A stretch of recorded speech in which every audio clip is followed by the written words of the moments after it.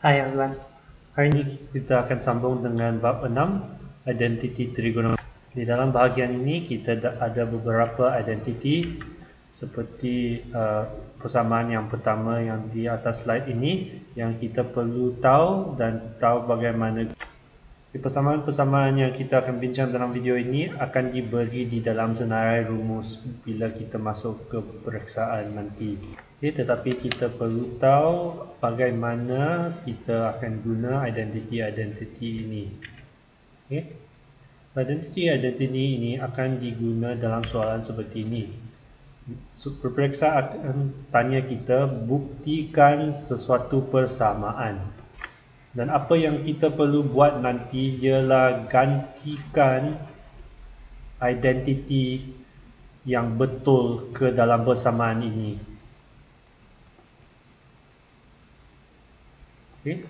Gantikan identiti yang betul nanti.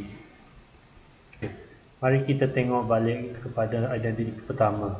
Identiti pertama ialah persamaan sin kuasa 2 theta tambah cos kuasa 2 theta sama dengan 1.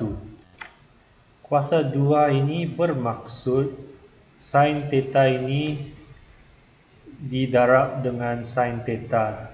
So sin theta darab sin theta. Sama dengan cos kuasa 2 theta ini. Ini bermaksud cos theta darab cos theta. Kita tulis kuasa 2 ini di atas fungsi trigonometri ini supaya murid-murid tak ingat bahawa kuasa 2 ini adalah untuk sudut ini. Bila kita tulis kuasa 2 di atas fungsi trigonometri, itu bermaksud semua fungsi trigonometri itu telah ada kuasa 2. Bukan kita ambil cos 2 kali seperti fungsi gabungan. Identiti pertama sin kuasa 2 tambah cos kuasa 2 sama dengan 1 ini mestilah mengguna sudut yang sama, sudut theta ini. Kita mesti ada sudut yang sama. Kalau kita diberi sudut yang lain untuk dua-dua fungsi trigonometri ini, kita tidak boleh guna identiti ini untuk digantikan nanti. Saya akan tulis identiti yang kita nak belajar bagaimana guna di sini. So identiti itu ialah sin kuasa 2 tambah cos kuasa 2 sama dengan 1. Oleh itu, bila saya diberi soalan seperti ini, apa yang saya akan buat ialah tengok di manakah saya boleh gantikan identiti ini ke dalam soalan yang diberi. So biasanya kita langkah pertama ialah pilih satu bahagian persamaan ini.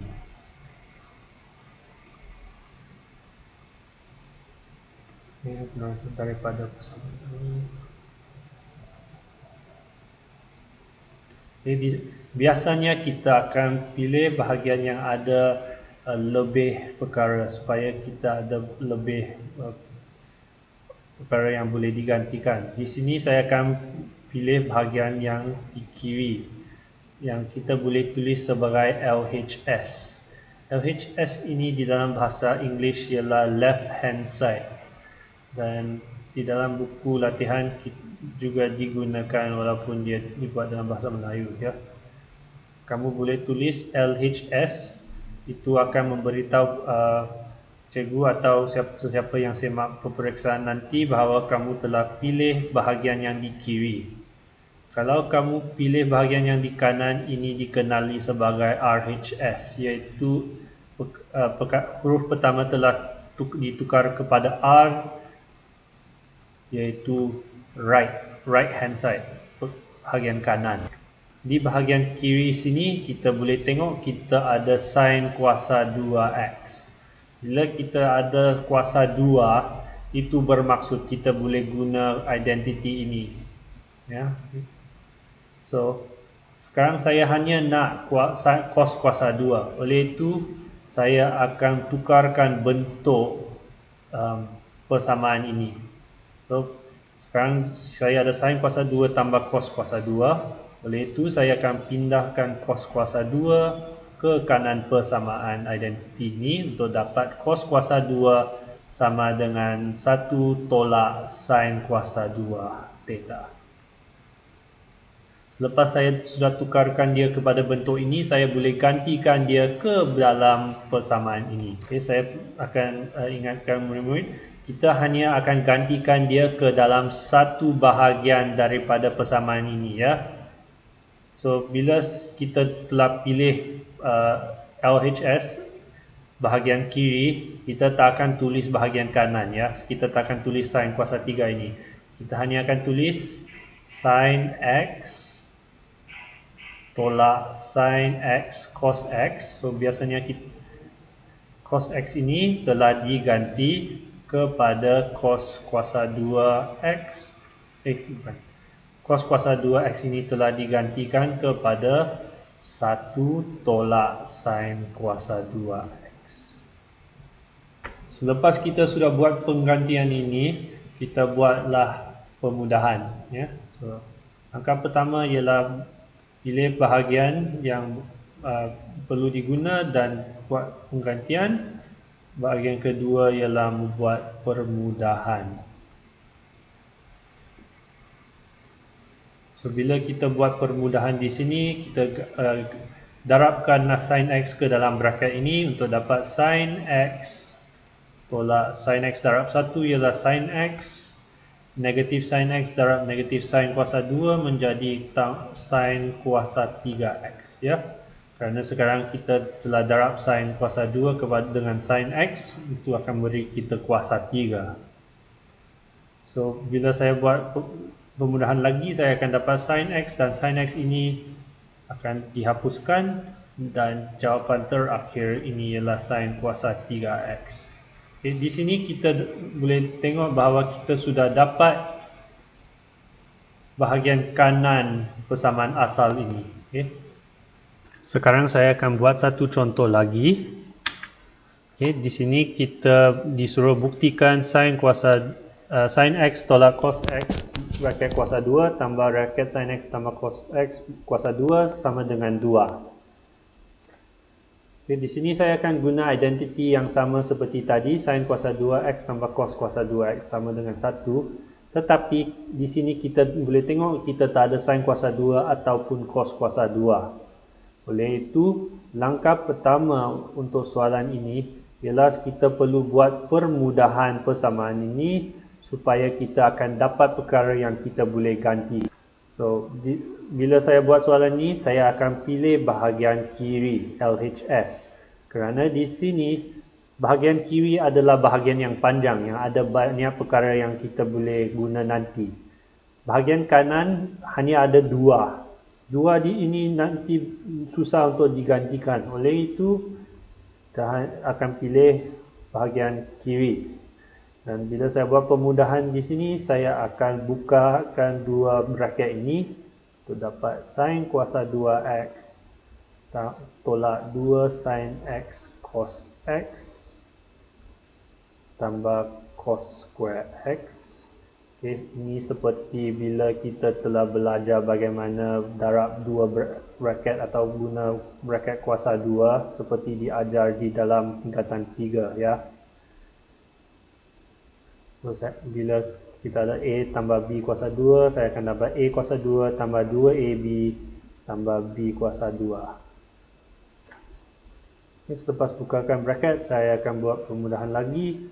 2 sin X cos X ini akan dihapuskan dengan 2 sin X cos X di belakang.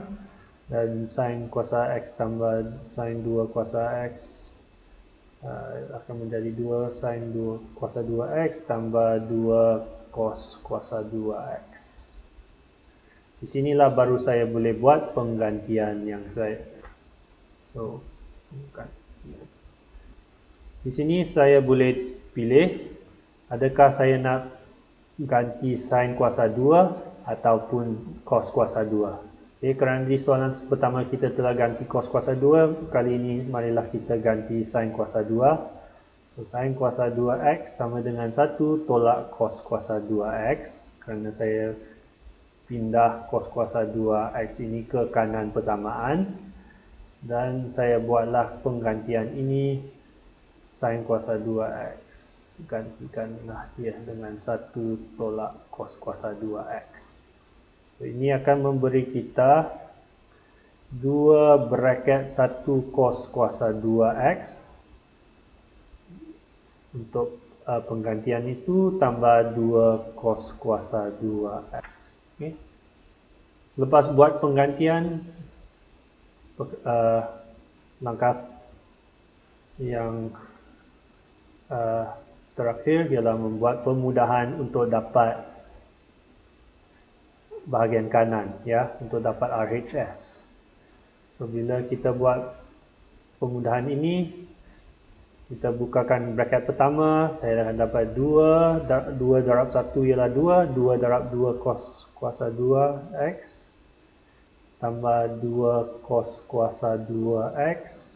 So 2 cos kuasa 2x ini akan dihapuskan dan jawapan terakhir dia ialah 2. Dan ini adalah bahagian kanan persamaan ini, so ini ialah sama dengan RHS. So saya telah membuatlah pertukaran daripada LHS untuk menjadi RHS dan persamaan ini telah dibukti. Okey, sekarang saya akan balik kepada kenapa kita ada identiti persamaan ini, sin kuasa 2 tambah cos kuasa 2. Biasanya ini tidak akan ditanya di dalam peperiksaan, tapi saya akan membincangkan dia di sini supaya murid-murid tahu. Okay. Identiti ini ada cos kuasa 2 dan sin kuasa 2. Sin kuasa 2 ini adalah daripada teorem Pythagoras yang kita telah belajar dalam tingkatan 3. Okay, kalau murid-murid tak ingat, teorem Pythagoras memberitahu kita bahawa bila kita ada sisi 3 bertegak, kita ada penghubungan antara panjang sisi-sisi itu dengan A square, A kuasa 2 tambah B kuasa 2 sama dengan C kuasa 2. Di mana C ini adalah miring persamaan ini, ya. C ialah miring segitiga ini. So bila kita ada sin kuasa 2 tambah cos kuasa 2 dan kita ingat apa itu takrifakan sin dan cos. Sin ialah panjang sisi depan per panjang sisi miring dan cos ialah panjang sisi samping per panjang sisi miring. So bila kita buat kuasa 2, dua pecahan ini dan gabungkan dia, kita akan dapat panjang sisi depan kuasa 2 tambah panjang sisi samping kuasa 2 di atas, dan di bawah kita akan dapat panjang sisi miring kuasa 2. So bila kita tengok balik kepada segitiga ini, panjang sisi depan, kalau kita panggil sudut ini sebagai theta, sisi depan ini ialah A, sisi samping ini ialah B. So di atas pecahan ini kita ada A kuasa 2 tambah B kuasa 2. Di bawah kita ada panjang sisi miring. Oleh itu kita ada C kuasa 2 di bawah. Oleh itu dengan menggunakan teorem Pythagoras ini, kita boleh tukarkan atas pecahan ini kepada panjang sisi miring juga. So kita akan dapat C kuasa 2 per C kuasa 2, iaitu 1. Oleh itu sin kuasa 2 tambah cos kuasa 2 ialah 1. Ini didapati daripada teorem Pythagoras. Okay. So ini biasanya tidak akan ditanya di dalam peperiksaan, tapi saya telah bincangkan dia supaya murid-murid tahulah bahawa identiti ini adalah daripada perkara yang kita sudah belajar tadi. Kita akan ada 3 jenis identiti yang kita perlu belajar. Ini ialah jenis pertama, yang mengandungi kuasa 2 dengan fungsi trigonometri. Identiti kedua adalah berkaitan dengan tangent X. Okay. Kita perlu ingat tangent X sama dengan sin X per cos X. So inilah maksud tangent. Tangent X sama dengan sin X per cos X. Okay. Ini boleh didapati daripada takrifan sin dan cos. Kita boleh ingat bahawa sin X adalah sisi depan per sisi miring dan cos X ialah nisbah panjang sisi samping per panjang sisi miring. Kalau kita buat pemudahan untuk pecahan besar ini, kita akan dapat dia menjadi panjang sisi depan per panjang sisi miring, iaitu takrifan tangent. Ya, oleh itu sin x per cos x sama dengan.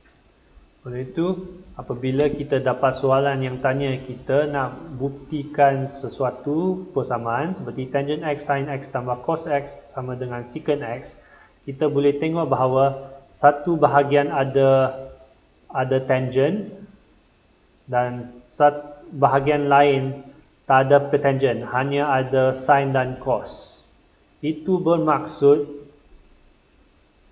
kita perlu guna identity ini untuk tukarkan tangent x kepada sin dan cos x supaya bahagian kanan nanti tak ada sin x atau cos x. Ya. So contohnya bila saya buat soalan ini, okey, seperti dahulu saya akan pilih bahagian kiri kerana bahagian kiri adalah bahagian yang panjang.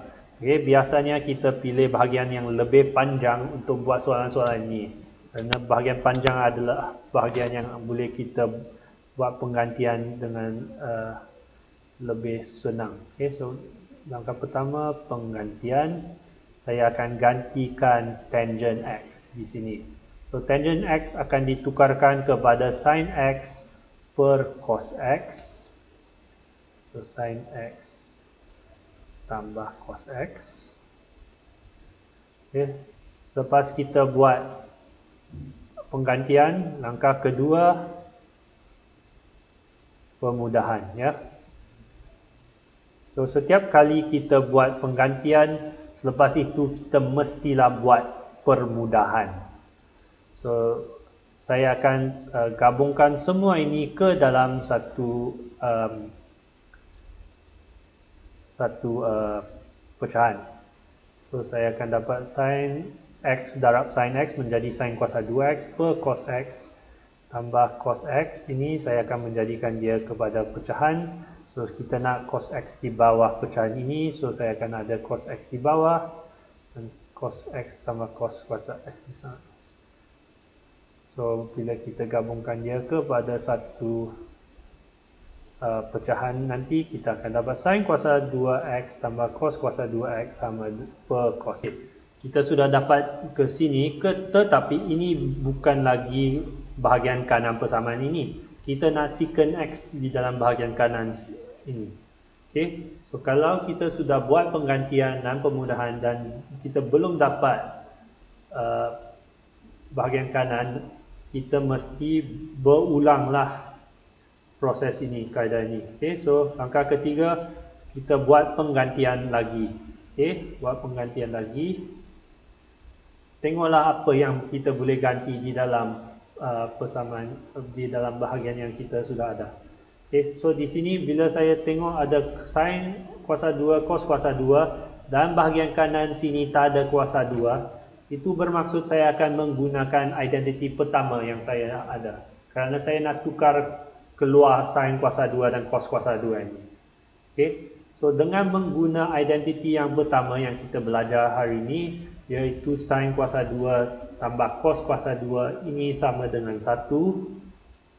Oleh itu, dia akan menjadi 1 per cos x. Okay? Dengan membuat penggantian identiti sekali lagi. Ya. So, penggantian. So, bila saya buat penggantian, setiap kali saya buat penggantian, saya mestilah buat pemudahan selepas itu. Okay, so langkah keempat, pemudahan.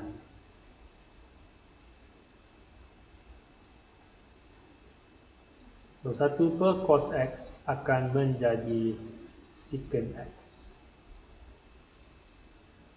Oleh itu, saya sudah dapat bahagian kanan persamaan ini, so saya akan tulis secant x iaitu RHS. Saya telah pergi daripada LHS kepada RHS dan soalan ini telah tamatlah di sini kerana saya telah buktikan persamaan ini. Okay. Identiti kedua ini ada satu bentuk lain, ya. Kerana kita perlu ingat bahawa apa-apa fungsi trigonometri ada fungsi songsang. Ya. So fungsi songsang untuk tangent X ialah fungsi cotangent X. Dan fungsi songsang itu dia terbalikkan nisbah untuk fungsi asal. So kalau kita ada tangent X sama dengan sin X dengan cos X, cotangent X ialah terbalikkan dia, dan kita akan dapat cotangent X sama dengan cos X per sin X. Okay. Oleh itu, bila kita dapat cotangent X dalam soalan, kita boleh tukarkan dia dengan nisbah ini. Fungsi songsang ini juga boleh tukarkan bentuk identiti pertama, sin kuasa 2 tambah cos kuasa 2. So, mari kita tengok bagaimana kita tukarkan sin kuasa 2 tambah cos kuasa 2 ini kepada fungsi songsang. Kita akan tukarkan dia dengan bahagi cos kuasa 2 theta di sini, supaya bila kita bahagikan dia,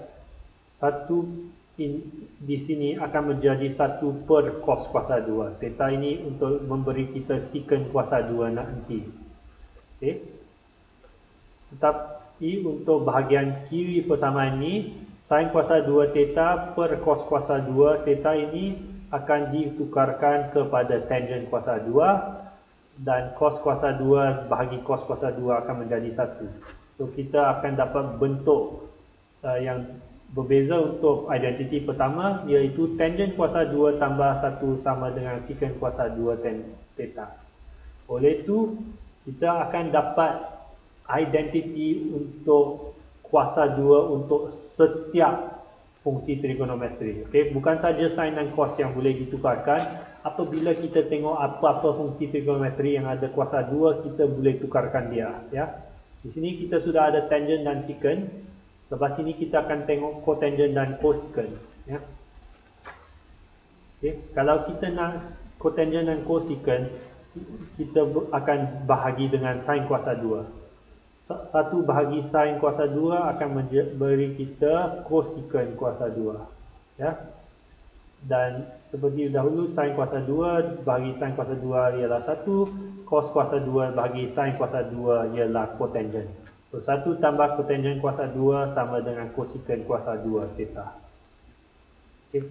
Tiga-tiga bentuk ini yang mengandungi kuasa 2 untuk semua fungsi trigonometri akan diberi di dalam senarai rumus di dalam peperiksaan nanti. Okay. Tetapi murid-murid mestilah tahu bagaimana pilih identiti dan bentuk identiti yang betul untuk digantikan di dalam soalan. Ya. Okay, mari kita tengok satu contoh lagi. Saya akan beri banyak contoh untuk video hari ini kerana soalan ini adalah sedikit susah untuk murid-murid biasanya di dalam peperiksaan. Di dalam soalan ini, langkah pertama ialah untuk membuat penggantian juga, kerana kita boleh tengok bahawa kita ada kuasa 2 di dalam persamaan yang diberi untuk dibukti. Oleh itu kita boleh membuat penggantian dengan senang. Okey, tetapi di sini kita perlulah pilih bahagian yang kita nak ganti. Dan di sini saya akan pilih bahagian kanan. Okey, saya pilih bahagian kanan kerana di sini bahagian kanan ialah bahagian yang lebih panjang. Okay, kalau kita pilih bahagian yang panjang, itu akan memberi kita lebih yang boleh digantikan. Okay, so di sini saya perlu pilih, adakah saya gantikan cosecant atau saya akan gantikan tangent kuasa 2 theta ini. Okay, oleh sebab di kiri persamaan ini tiada cosecant, saya akan tukar cosecant kuasa 2 theta ini. Okay. So kalau saya ingat balik kepada identiti tadi, saya ada cosecant kuasa 2 theta sama dengan 1 tambah cotangent kuasa 2 theta.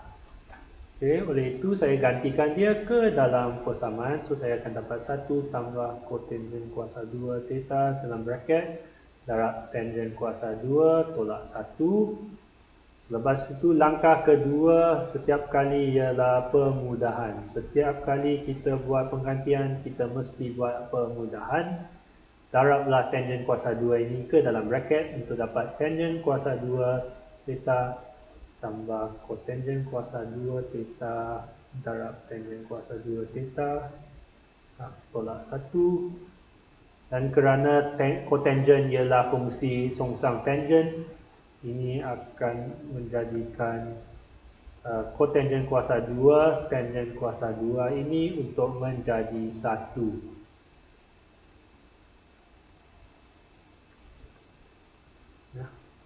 Ini daripada faktor fungsi songsang. Oleh itu kita akan dapat tangent kuasa 2. Dan ini ialah LHS, bahagian kiri persamaan ini. So saya telah pergi dari RHS kepada LHS. Dan ini buktikan persamaan yang diberi. Okay, sekarang saya nak berhenti video ini dan cuba soalan daripada muka surat 111 hingga 112. Cubalah untuk sendiri untuk guna identiti fungsi trigonometri yang kita telah bincang tadi. Okay? So gunalah kaedah seperti ini. Tengoklah bahagian mana yang lebih panjang. Okay? Pilihlah identiti yang betul untuk digantikan dia dan selepas itu buatlah pemudahan. Okay? Cubalah soalan-soalan ini dan semakkan jawapan anda.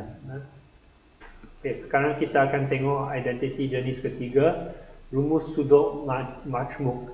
Iaitu sekarang kita ada satu fungsi trigonometri dan di dalam sudut itu kita tak ada satu sudut. Kita ada dua sudut yang telah ditambah ataupun ditolak.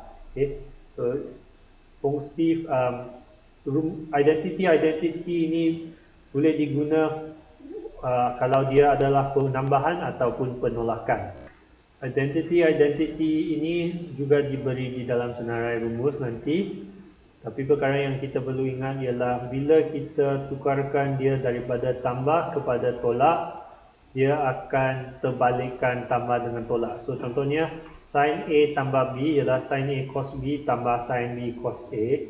Kalau saya tukar dia kepada sin A tolak B, ini sama dengan sin A cos B tolak sin B cos A. So, tambah telah menjadi tolak. Dengan identiti ini soalan adalah jenis yang sama. Ya, so kita juga akan fikir bagaimana kita akan menggantikan identiti ini ke dalam untuk buktikan persamaan yang akan diberi di dalam peperiksaan. Contohnya, kita dapat soalan buktikan cos 2A sama dengan 1 tolak sin kuasa 2A. Perkara yang memberitahu saya perlu gunakan identiti yang terakhir, identiti jenis 3 yang ada sudut majmuk ialah di sini. Saya tengok untuk pertama bahagian kiri kita ada cos 2A, so sudut dia ialah 2A, dan di kanan fungsi trigonometri hanya ada 1A saja. Okay. So itu akan memberitahu bahawa kalau saya nak tukarkan 2A kepada A, saya perlu guna identiti fungsi trigonometri sudut majmuk. Ya. So saya tengok balik kepada senarai tadi. Okey, daripada senarai tadi yang mana ada cos. So saya perlu guna ini. Cos A tambah B ialah cos A cos B tolak sin A sin B. So saya akan tulis dia di sini. Cos A tambah B sama dengan cos A cos B tolak sin A sin B. Okay. Di dalam identiti kita diberikan dia dengan menggunakan A dan B.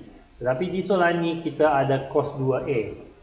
Kalau ini ialah 2A, ini bermaksud ini sama dengan, saya perlu tahu bahawa ini sama dengan membuat cos A tambah B dengan mengguna cos A tambah A. ialah cos 2A. Okay.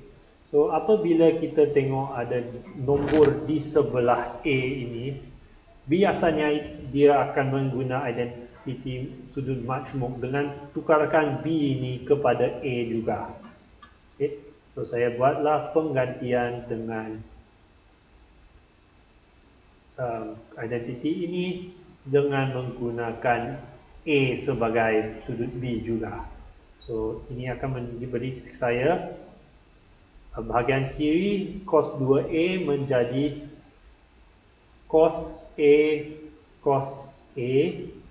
tolak sin A sin A. Okay. Lepas itu buatlah pemudahan. Cos A itu sama dengan cos kuasa 2A tolak sin kuasa 2A. Okey, minta maaf ya murid-murid. Saya sudah tulis salah persamaan ini di dalam soalan. Sepatutnya di sini kita ada 2 ya. 1 tolak 2 sin kuasa 2A di dalam soalan ya. Okay, so saya telah lupa 2 ini. Tetapi jawapan yang saya sudah beri di sini adalah kaedah yang betul ya. Untuk tukar cos 2A ini kepada cos A tambah A. Lepas kita buat pemudahan di sini cos 2A, cos kuasa 2A tolak sin 2 kuasa 2A ini bukan bahagian kanan yang kita nak.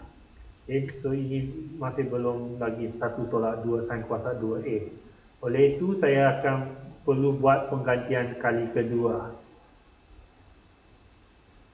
Ya. Okay. Di dalam bahagian kanan untuk persamaan yang kita nak bukti, kita boleh tengok kita tak ada cos kuasa 2A. Oleh itu kita perlulah tukarkan cos kuasa 2 keluar. So saya akan menggunakan identiti pertama kerana kita nak cos kuasa 2A tambah sin kuasa 2A sama dengan 1. Oleh itu saya ada cos kuasa 2A sama dengan 1 tolak sin kuasa 2A. Dan saya akan membuat penggantian di sini untuk beri kita 1 tolak sin kuasa 2A tolak sin kuasa 2A. Dan bila saya buat penggantian, saya mesti buat pemudahan. Saya akan dapat negatif 1 tolak 2 sin kuasa 2A. Dan ini adalah bahagian kanan persamaan yang kita nak. So kita tulis ini sama dengan RHS. Dan habiskan soalan di sini. Ya. Okey, mari kita tengok satu contoh yang terakhir. Di sini kita ada tangent A sama dengan 2 tangent kuasa 2A per 2 per 1 tolak tangent kuasa 2A per 2. Okay. So seperti tadi, apabila kita tengok di kiri persamaan ini ada satu sudut yang berlainan dengan sudut yang di kanan persamaan, itulah apa yang memberitahu kita yang kita perlu guna identiti jenis ketiga, tukarkan dia kepada sudut majmuk. Okay. So, di sini saya akan walaupun biasanya saya akan bermula daripada bahagian yang lebih panjang, dan di sini bahagian yang lebih panjang ialah bahagian di kanan. Tetapi bila kita guna sudut majmuk, kita biasanya perlu bermula dengan bahagian yang ada sudut yang lebih besar, ya. Bermula dengan bahagian yang ada sudut lebih besar.